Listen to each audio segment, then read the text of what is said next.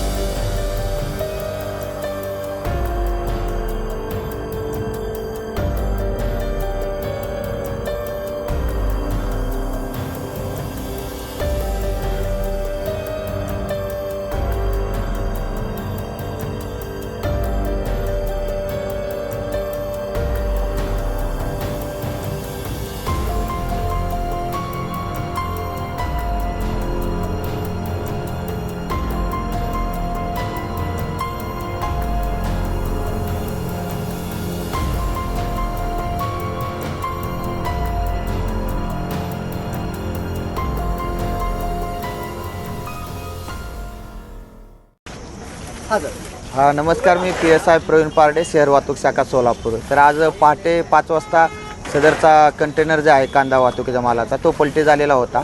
5:15ला मी या ठिकाणी आलो। त्यानंतर मग सर्व जे वाहतूक होती ठप्प झालेली। सदरची वाहतूक काढून घेण्यात आली आणि सर्व्हिस रोडने सदरची वाहतूक केलेली आहे।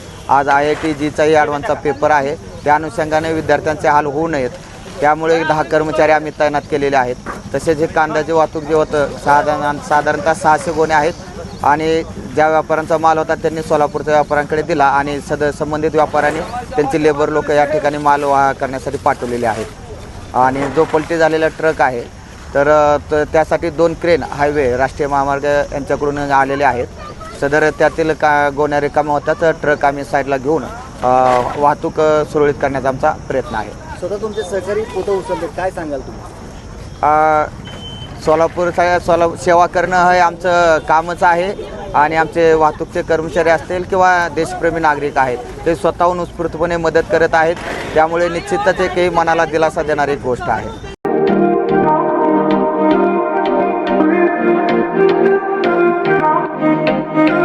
सोलापुरात व्हेज नॉन व्हेज जेवण मिळण्याचं एकमेव ठिकाण हॉटेल रोहित। चवीला टेस्ट हॉटेल रोहितचे जेवण बेस्ट। बर्थडे पार्टी, कार्यक्रम, विविध पार्टींचे ऑर्डर्स ही स्वीकारले जातील। ग्राहकांसाठी खास पार्सलची सोय। आमचा पत्ता हॉटेल रोहित, दादरस्ता अपोजिट कारीगर पेट्रोल पंप, सोलापूर।